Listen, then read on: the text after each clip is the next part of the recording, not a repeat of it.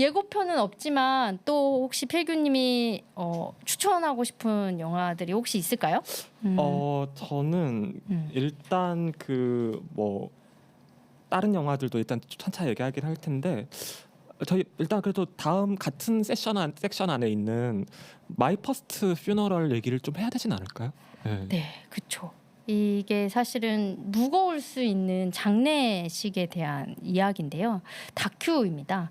다큐인데, 그러니까 보통 우리가 이 퀴어한 장례식, 요즘에 이런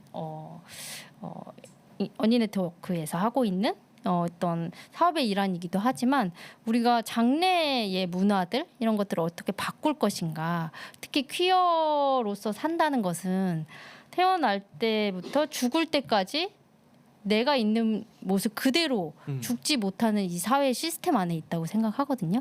그래서 살아생전에 이 장래의 또 경험들을 하는 레즈비언들의 좀 이야기입니다. 그래서 살아생전에 영정사진을 찍고 살아생전에 나의 어떻게 장례식 어떻게 할 건지 실제로 이제 장례를 치러보는 요런 다큐인데요. 저는 이 작품을 보면서 이제 개인적으로는 제 친구의 죽음이 좀 생각이 났어요. 어떤 이야기일까요? 이제 동성 파트너를 가지고 있는 제 친구가 오랫동안 암투병을 하고 있는 이제 파트너를 돌보는 시기에 저도 이제 같은 친구이기 때문에 뭐 암병동을 같이 가고 그리고 항암 치료 과정에서 같이 옆에 있어주고 이런 과정을 같이 지켜봤어요. 근데 이제 그 친구는 이제 난소암이었고 난소암이 사실 굉장히 낫기 좀 어려운 병으로 알려져 있는데 좀 젊은 나이에 이제 세상을 떠난 상태여서 이쯤 이제 올해가 3주기 정도였는데 그때 저는 어떤 경험을 했냐면 이 친구의 장례식을 친구들이 같이 실제로 장래의 모든 것들을 같이 결정한 네네네. 것들이 있었는데 그 과정에서 깨달은 것들이 굉장히 많아요. 우선은 우리가 수의라고 하잖아요. 예. 관에 들어가기 전에 입는 시신에 입히는 옷에도 성별이 나눠져 있더라고요. 네. 보통 남자 수의, 여자 수의가 따로 있고요. 그래서 이 친구에게도 어떤 수의를 입힐 것이냐라고 물어봤었을 때 보통 이제 우리가 생물학적 성별대로 수의를 입히잖아요. 그쵸. 그리고 화장도 진하게 해요, 여자는. 그 본인이 평소에 생전에 화장을 그렇게 잘 안 했으면은 생전에 본인은 별로 그 안 좋아할 만한 그 행위 아닌가요? 어떻게 보면? 그렇죠. 근데 죽을 때도 똑같이 색조 화장에 예쁘게 하는 모습으로 관에 이제 입관을 하는 거예요. 저는 그건 정말 생각하지 못했던 어떤 장례의 모습이었거든요.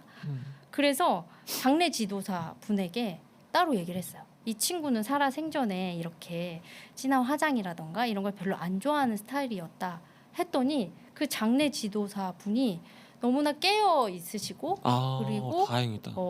부모님의 말을 먼저 듣는 게 아니라 그 고인과 같이 지냈던 사람들의 의견들을 굉장히 많이 들어주셨어요. 그래서 보통의 여자는 이래야 된다는 것이 죽을 때까지 이루어지는지는 몰랐지만 그 절차를 밟지 않았어요. 그래서 그게 너무 다행이었고 또 하나는 동성 파트너로서 사실은 커밍아웃하지 않았다면 상주를 할 수 없잖아요. 그쵸. 근데 제 친구가 상주를 할 수 없다는 것 때문에 사실은 많이 슬펐던 장례식이었는데 부모님의 선의로 상복은 입게 해주셨던 거예요. 그래서 다 퀴어들을 맞이하고 그리고 3일 동안의 장례를 같이 치렀는데 그래서 보통은 이제 또 관을 드는 사람들은 남성이거든요. 맞아. 근데 저희는 이제 이 친구가 레즈비언이고 다 여자 분들로 6명이서 관을 들었던 경험이 있습니다.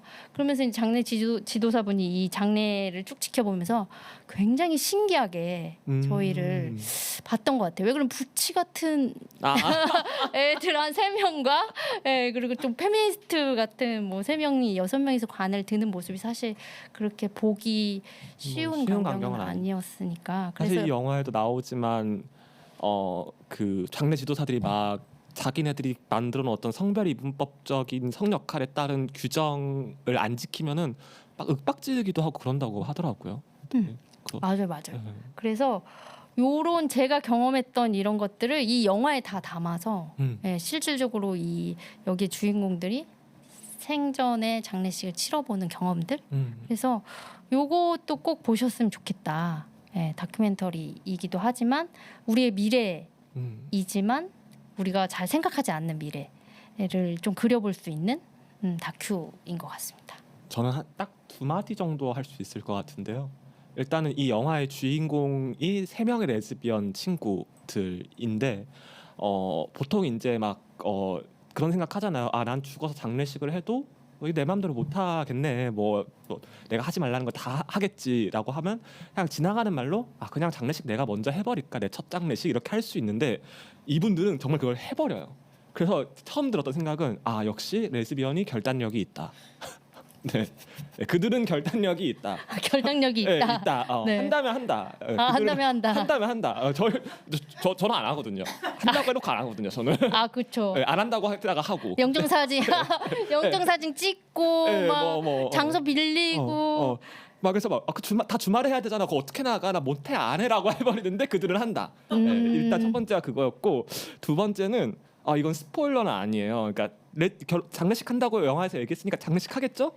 그리고 장례식을 가면은 당연히 울잖아요. 울겠죠? 이거 스포일러 아니에요. 당연히 이게 나오는 장면인데 뭐랄까, 사실 저도 퀴어 친구들의 장례식을 여러 번 가봤지만 갔을 때 이제 막 가기 전에 슬프고 갔다 오고 나면 슬픈데 막상 가면은 다들 약간 동공지진을 많이 해요. 막 사진을 저걸 써도 돼?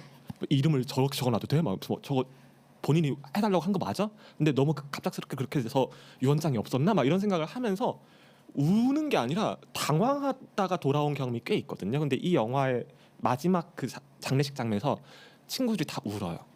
그러니까 저는 이 영화의 어떤 그 줄기를 따라가면서, 그러니까 이 영화를 보면은 이 사람들이 왜 이 등장하시는 분들이 왜 장례식을 이렇게 만들고 싶었는지를 다 얘기를 하거든요. 어떤 케이스들을 다 보여주면서, 안 좋은 케이스들도 보여주면서.